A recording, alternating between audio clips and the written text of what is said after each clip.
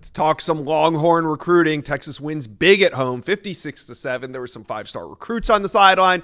Arch Manning impressed. And what does it all mean for recruiting? That's what we're here to do in this video. We're going to break it all down. And I got Justin Wells from Inside Texas on this one. But first, Texas fans, hit subscribe to the On3 Recruit channel, the best recruiting channel on all of YouTube. And we love talking Texas recruiting, so jump on board. All right, let's bring in Justin Wells and let's talk five-star recruits. Athlete Michael Terry, the #1 athlete in America, coming off that impactful visit to Nebraska, was back in Austin this weekend. What are you hearing about Michael Terry III coming out of this trip? Yeah, I caught up with Michael a little bit earlier today.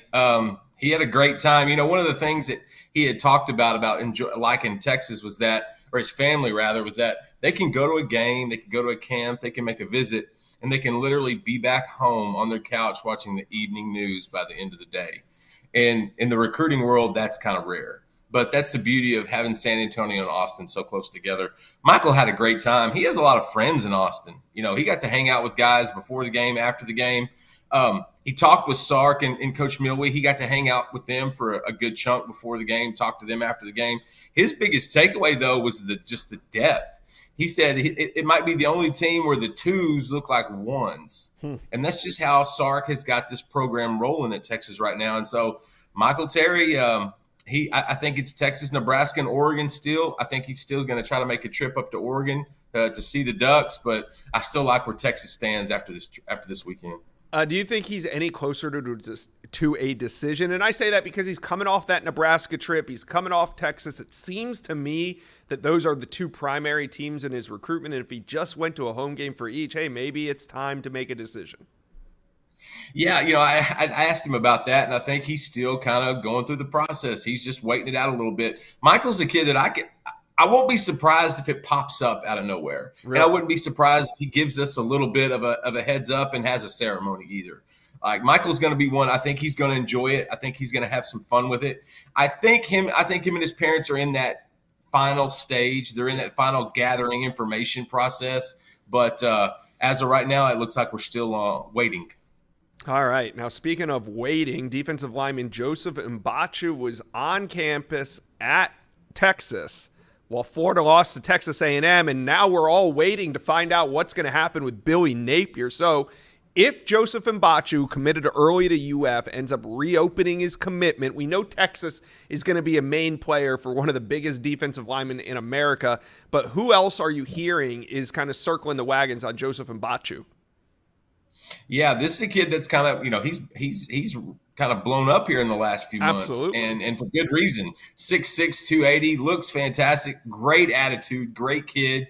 I can't wait to catch up with him a little bit after this OV. You know, Texas is a team that really got his attention. Kenny Baker and you know, Nick Brooks has been talking him up in the locker room. That's his teammate at Grayson, who's a 4-star Texas commit. He's been talking him up a little bit. So Mbachu's got a little bit of a heads up on that. But look, Georgia's coming.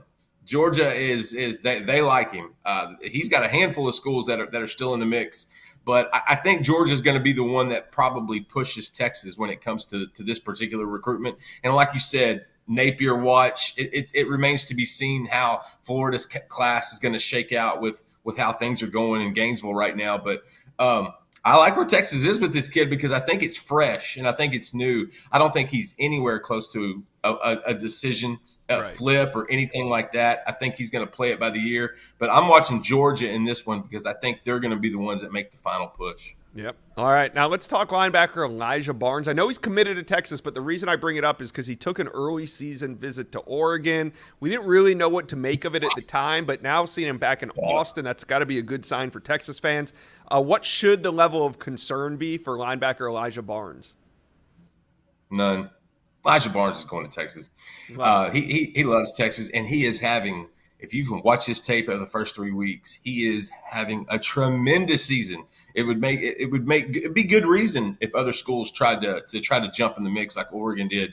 But I think Barnes is locked in. He's their #1 guy at linebacker. He's back on campus this weekend, got to catch a game. Yeah. Look, he sees what everyone else sees. Anthony Hill, David Benda, Leona Lafau, Colin Simmons, Trey Moore. He's seeing a lot of activity on that defensive side and that defensive front. And I think Barnes knows where I think he knows where he wants to be. I think Texas is the spot for him. I think he made that decision early, and he's going to stick through it. I'd be surprised if he pops up on any other campuses. If anything, I think with Barnes, we might see his ranking kind of increase over the course of his senior year, just because the first 3 games, he has been phenomenal on the field. We knew he was good. He's been playing even better. There were things in the offseason that Barnes really wanted to work on and refine. He did that. He put in the work. He didn't care that he was a 4-star and that he was already committed. This kid kept working, and now we're seeing it on the field. Yeah, absolutely. Let's move ahead a class to running back Javian Osborne. He was in town. He's the #1 running back in the 2026 cycle. And this was his second time being able to watch Texas in person. He was at that Michigan game. Now he's in Austin. What's Texas got going on with the #1 running back in the 26 cycle? A lot of good vibes. Tashard Choice has zeroed in on his top target, and that's Javian Osborne out of Forney. He had a 4-touchdown night on Friday night, makes the trip to Austin on Saturday with him and his dad. Absolutely loved it. This is a recruitment that, honestly, it's going to play out obviously a little bit longer. But I think Texas and Michigan are the 2 teams to kind of watch here. I think Texas A&M is going to have a stake in it as well. But like you said, he was in Ann Arbor last weekend. He watched what Texas did on the road against Michigan. That made an impression on him. We talked about that at Inside Texas. We'll talk about it even more probably today and tomorrow about what stood out about Texas, on yesterday with their big win. I want to ask him about Arch Manning's miles per hour, because apparently he's going to get a speeding ticket in the school zone. But Javian Osborne in Texas makes so much sense. They really connect. Osborne is that guy for Choice. Choice absolutely loves him. Like I said, it's going to play out. He's just a junior, but I think Texas is in prime pouncing position for the #1 running back in the country. Yeah, Texas in prime position for a couple players right here. They just keep winning, and you'll see them all fall into place. But Texas fans, talk to me right now. How we feeling about Michael Terry III, the 5-star athlete that was on campus this weekend? Nebraska, Texas. We're going to see where this comes down to. Let us know. Comment section below. Well, you've made it to the end of today's video, but there's hundreds more videos on the On3 Recruits channel for you to check out. And also, while you're here, hit subscribe.